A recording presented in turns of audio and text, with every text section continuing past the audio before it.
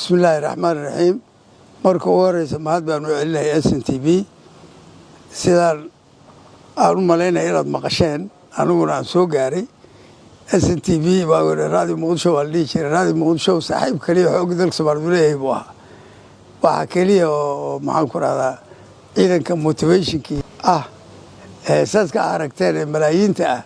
ay fanaaniinta u soo saareen raadiyo Muqdisho marka raadiyo Muqdisho saaxiib baan la leeyahay wali sidii baan SNTV isku darasiin baan la saaxiibnay aad iyo aad baa mahadsantihiin mahad baan idin celinayaa marka intaas iraado waxaan rabaa inaan xusuus yar dib u noqdo doodisha abriil maxay ka dhigan tahay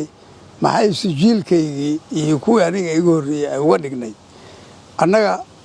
waxaan soo barbaarnay oo waqtiga aan soo barbaarnay iskoolaadka aan soo galnay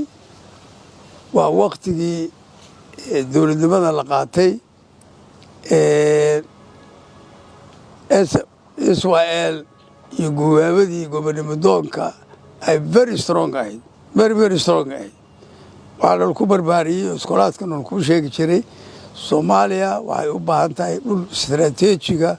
oo aad iyo aad adduunka qaaliya oo maritime-keedu mashaakil yahay oo adduunka isku xira baa ilaahay natiijiyay difaac buu u baahan yahay markaan high schoolka soo gaarnay oo high schoolka soo gaarnay waxa la yiraahdaa ciidamada waa in la qorto dhalinyarada saasaa lagu gubaamin jiray marka doodisha abriil maalinta ciidanka xoogga dalka Soomaaliyeed waa maalin weyn ee aad iyo aad u qiimo badan ee dhalinyarada iyo shacabka Soomaaliyeed meel kasta jooga ma qiimo weyn ku leh oo aad loo qadariyo aad loo xuso ciidanka xoogga dalka Soomaaliyeed laga bilaabo 1960kii wuxuu haystay sumcadda iyo qiimeynta ummadda Soomaaliyeed 4 sano dalka oo jira baa la soo weeraray 1964 dagaalkii Tago Jaale ina guuxa dabagoryaal ka dhacay dagaal ka dhacay ciidanka 4 sano jiray tiray ahaan 4,000 buu ahaa 4,000 oo dalka oo dhan marka waqooyi waxa joogta meel 2,000 iyo xogaa baa joogtay ciidankaasi wuxuu u difaacay dalka si in malin karin si aad iyo aad u qiimo leh oo ummadda Soomaaliyeed ilaa maanta qulubtooda iyo muciisu ku dhigtay bay noqotay dagaalku maalintuu joogsaday isbuuc waxaa la soo saaray heeskii caanka ahaa ee gobonnimadeeda geeshka hayay waxay ku galaan waa inaa gudaan dowladda la laadahay shacabka Soomaaliyeed ee leeyahay gobonnimadeeda geeshka hayay waxay ku galaan waa inaa gudaan soo war idinkana waa inaad u gudaan ciidanka abargud loo sameeyaa oo loo abaalgudaa gobonnimadeeda geeshka hayay waxay ku galaan waa inaad gudaan gobonnimadeeda geeshka hayay waxay ku galaan waa inaad gudaan oo loo huraa wax alla wixii qaranku uu awoodi karo in la siiyo dhaqaale ha noqoto caafimaad ha noqoto tababar ha noqoto in la siiyo waa in nimankaas loo abaalgudaa markay gobonnimadeeda geeshka ahay heesaskaasi waxay dhaleen kumanaal heesas oo ka dambeeyey oo la soo tirin karin oo kiciyey shacbiga Soomaaliyeed dhalinyarada Soomaaliyeed guubaabiyey abuuray ciidanka xoogga dalka Soomaaliyeed nin kasta ha iskuul ka baxo inuu ka fakaro inuu ciidanka xoogga dalka ka mid noqdo saraakiil yar oo aad u dhalinyar oo ninka ugu weyn 19 jir yahay baa ku biiray ciidanka xilligaani igu horreeyay xilligaani idamiyay xilligaygiiba kulligan waxaan galnay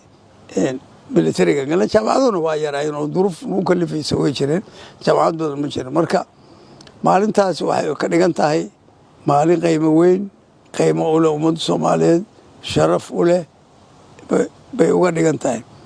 ciidanka xoogga dalka Soomaaliyeed waxay uga dhigan tahay xusuus lagu xusuusto fundamental asaaska loo dhigay Abdullahi Ciise Maxamuud baa qoray oo prime minister ah qoray warqadii ugu horeysay ciidanka xoogga dalka Soomaaliyeed lagu asaasay baarlamaanka u diray warqadaas markay baarlamaanka u tagay Aadan Cabdalla gudoomiyaha baarlamaanka baarlamaanku wuu ansixiyay soo jeedintii prime ministerka in la abuuro ciidan xoogga dalka Soomaaliyeed waa la abuuray warqadii waxa lagu soo celiyay Abdullahi Ciise iyadoo wadata faahfaahin waryaha ciidanka Soomaaliyeed qoran kara yaa loo ogol yahay inuu ka mid noqdo ciidanka Soomaaliyeed ajaa'ib beelada warqadaas wali taala xafiiska taliyaha xoogga dalka xafiiskiisa way taalla warqadaas ayadoo talaani ku qoran oo la leeyahay ciidanka xoogga dalka waxaa qoran kara nin kasta oo Soomaali ah oo la hubay Soomaaliyada la xaqiijiyay meeshuu doonaa ku dhasho maxaa yeelay waxay ka turjumaysay oo salka ku haysay ciidanka xoogga dalka Soomaaliyeed wuxuu u abuurmay oo loo abaaburay inuu isku keeno shanta Soomaaliyeed difaacana shanta Soomaaliyeed marka sidaas darteed kan jigjiga ku dhashay iyo kan ku dhashay maxaan ku raraa Jabuuti ku dhashay kan ku dhashay Harar ku dhashay kii ku dhashay maxaan ku raraa NFD ku dhashay iyo kan Xamar ku dhashay waa u sinaayeen sidaa darteed haddaa aragtaan idinku hadda dee wax badan baa isbedelay saraakiishii hore badankooda ama Jabuuti ka yimaadeen ama Ogaadeen ka yimaadeen ama NFD bay ka yimaadeen ama yani difference ma kala lahayn ciidanka maxaa yeelay principalkaas bay ciidan ku taagnaan dowladihii iska dambeeyey aad bay u dhiseen ciidanka soo ababiyeen yani waxaa la gaarsiiyey ciidanka dowladdii kacaanka dowladdii ka horreysay waxay gaarsiisay musuqmaasuq free wax la yidhaahdo absolutely inaan ciidanka ninka gelaya aan la musuqmaasuqin marka shuruudaha ciidanka loo qoray oo dowladdu 60 la sameeyay waxaa ka mid ahaa ninka Soomaaliga markuu soo qornay ciidamada ama biliska qorto ama asluuba qorto ama nabadgelyada qorto ama militariga qorto waa volunteer asaga go'aansada inuu qorto ciidanka qof u baahayana ma laha xildhibaan uma baahna kaabaqabiil uma baahna wasiir uma baahna absolutely qof ku dhahaya aad u baahantay war maanta askarsan qoray sida hadda maanta jirto kale ma jirin adiga imaaraysid meelaha ciidamada lagu qoraya tagaysa shuruud baa jirta oo baarlamaankaas uu dejiyey oo saxiixiisa aadan cabdullaahi uu ku dhigsay uu ku saxiixayay shuruudaas hadaa ka soo baxdo waa lagu qaadanaya waagii hore bilowgii dhirirka xataa wuxuu lahaa ciidanka hore dhirirkiisa waa la sheegay waa la cabiray kabacdi waa la bedelay dhirirkiisa waxaa lagu qiyaasay oo inuusan ka yarin 1.70 mitir qofka nin xoog leh caafimaad qaba dhirirkiisa uusan ka yarin 1.70 mitir marka askariga hore haddaad u fiirsataa odayaasha hore oo kulli soo wada goteen marka 1.70 mitir ka wada badan yihiin moogta waa dhexe oo ciidan badan loo baahday tiro badan loo baahday waqtigii kacaanka dagaaladii baa nambarkaas la bedelay oo waxa la ciidanka dhimitirka laga daayo ninka gaabanba waa anfacaya taangiisu noqon karaa yani meel kasta wuu geli karaa laakiin marka hore oo la rabay ciidan aan aad u badnayn oo mataqaanaa madaxtooyadan askarta madaxweynaha ilaalisa 1.75 mitir baa u yaraa markii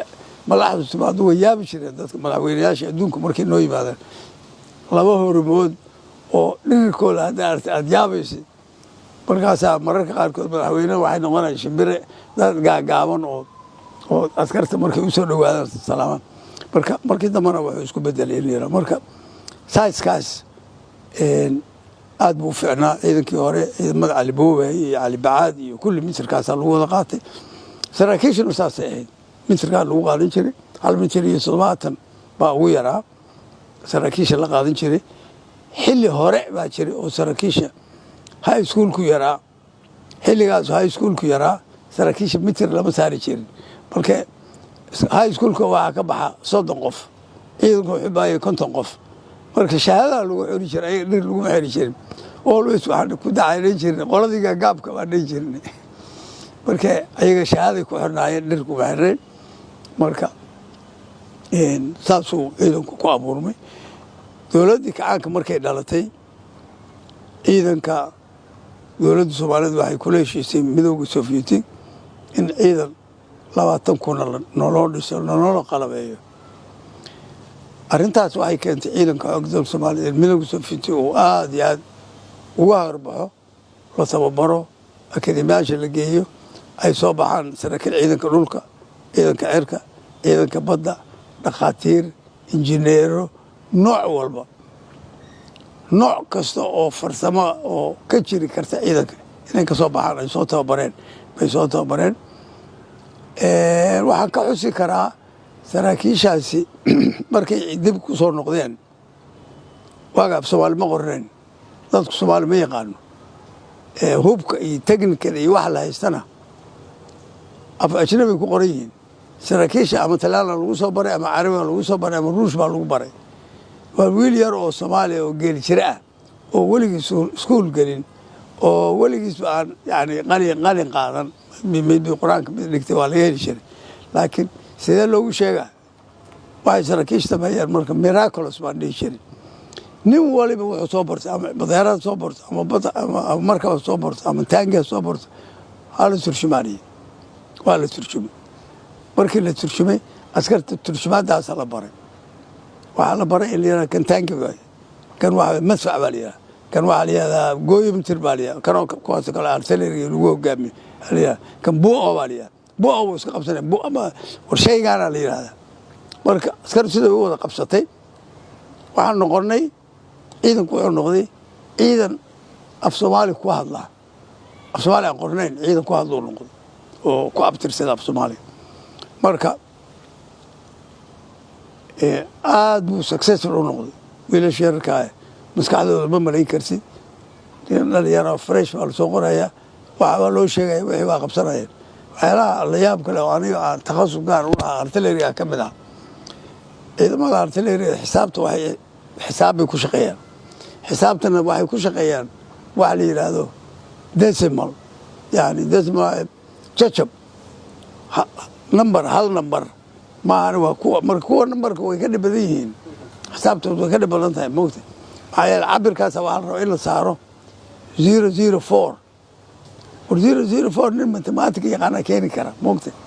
laakiin waxaa lagu tababaray in 004 iyo 005 ay keenaan oo ay saaraan ayagoo aqoon qorin karin hataa oo qori karin kor ka bartaan oo ever shan saar ever shan game markii la inuu xisaabtu intuu wareejiyo ever shan game waa arif ku noqdeen marka aad bay waxay u noqday ciidanku successful buu noqday aad buu lala yaabay dawlado badan baa meeshan noogu yimid waqtiga 75kii 74kii wadamo badan baa soo booqan jiray markii Soomaaliya sida u socotaa la dareemay ciidankeedu ciidan aad yaab u leeyahay iyo soo wax u sameeyay operationada ay sameeyay traininga carbisada aan sameyn jirnay waxaas waa la keeni jiray magaalada carabta oo waa la keeni jiray marka wuxuu soo noqday ciidanku ciidan aad muuqda inuu soo socdo